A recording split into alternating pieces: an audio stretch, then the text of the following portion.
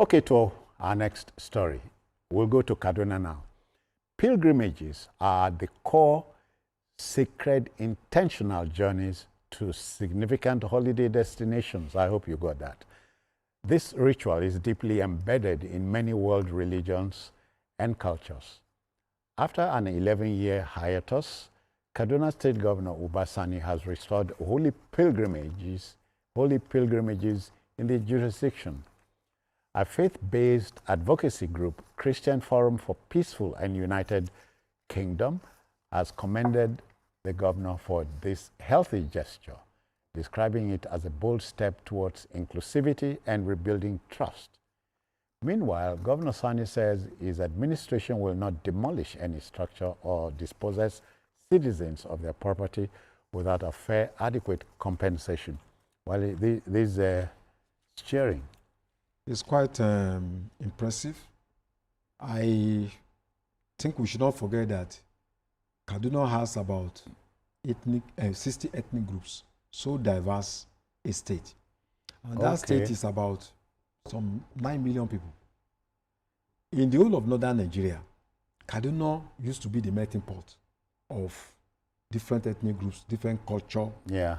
You know, Kaduna is one of the few big cities. The old capital of old northern There's nothing like Emir of Kaduna. Okay. Don't forget.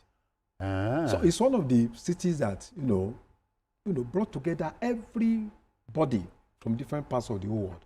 Even people from southern Nigeria, especially from Kogi and all that. People had houses in Kaduna. Even former leaders in the north, they built houses there. So Kaduna was like the most cosmopolitan city in northern Nigeria. Yeah. But suddenly in the past 10 years or thereabout, Kaduna became fractured, along the religious and ethnic lines. To the extent that when you go to Kaduna, Christians were moving to live together in one place.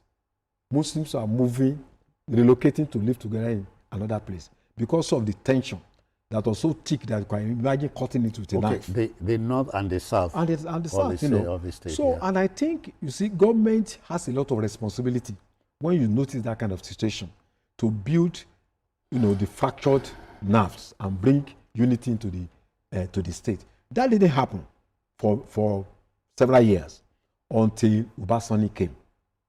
And when he came, I think he realized that, look, I'm governor in this state, governor of everyone, not governor of Fulani, not governor of Hausa, not governor of Kataf, governor of every ethnic group who have decided to elect me. And that if you are talking about social services, it needs to go around irrespective of creed, religion, or ethnicity. Yeah. I think it has been propelling that philosophy. And I'm glad that he was able to bring back the Christian pilgrimage, which was disbanded for no reason. So I think that Kaduna is gradually reclaiming, its lost, diminishing heritage. And it's only by doing this that you can attract investment, you can build trust in the people, you can see yourself as a leader that enjoys the confidence of the people that you lead. So I'm really happy, and I must commend him for his patience for 8 years that he was able to hide under the hyenas that were ruling that state, and they did not discover him. If not, they would have rejected him off the system. So I think he's a man of patience who waited for his time, bided his time, and I'm glad that he was able to seize that matter of leadership and then decides to use that position to bring Kaduna back, to its status, in the committee of states in Nigeria. Yeah, Biko, the question of pilgrimage is contentious. The Constitution has not empowered my governor, for instance, to send anybody on a pilgrimage. But if you can go on your own, government should provide the enabling environment. Yeah, government supports Muslims to go to the Holy Land. We have the Muslim Pilgrims Welfare Board, which is set up to make things easy for those going to the Holy Land. In some states, it is not subsidized. In some states, like even Kano, pilgrimage is subsidized, heavily subsidized, because it is believed that when they go there to pray for peace, tranquility, and development of the state. So the government doesn't see anything wrong in subsidizing pilgrimage. Now, in the case of Kaduna, since 2015, the Christian Pilgrims Welfare Agency had not been active. The state was run like it is a Muslim state without a Christian population. It says so much about the people who were in power at that time. But Governor Sani has taken a bold step, which is meant to build trust between government and the Christian community, which is focused on inclusivity, and he's been applauded for approving the 2025 Christian pilgrimage and facilitating the orientation for intending pilgrims. So it's a new dawn in Kaduna State, because the scheme that was suspended in 2015 has now been brought back by the Obasani administration. Remember, Obasani attended the Christmas carol. Okay. Yeah. Yes.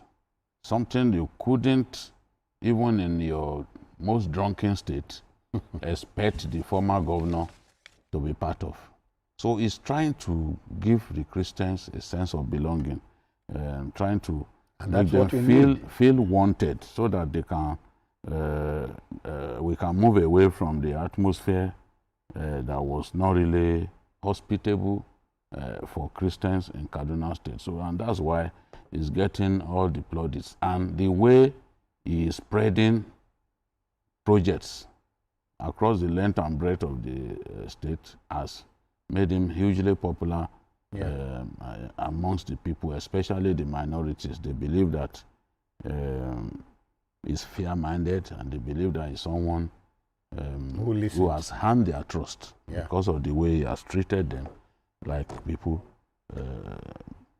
who are partners in progress. So in closing, I say that may God continue to bless the governor of Kaduna State, because he has shown that he's a man of peace, and he has shown that you can actually run a state with inclusivity in your mind. Yeah.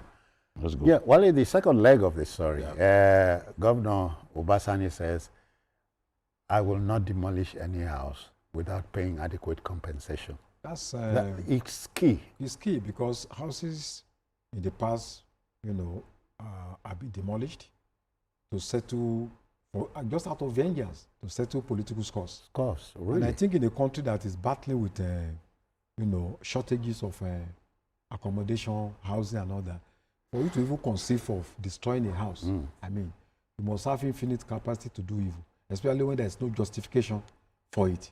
So I think what Obasani is doing is in line with the foundation led by Ahmadu Bello, who was known to tolerate Christians in the North, had a lot of Christians who are some of his best friends in the North.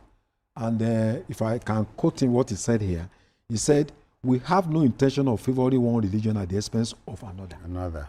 He supported Christian pilgrimages. So I think, what Obasani is doing is quite impressive. It's not going to have impact in Kaduna State alone, but all over the North.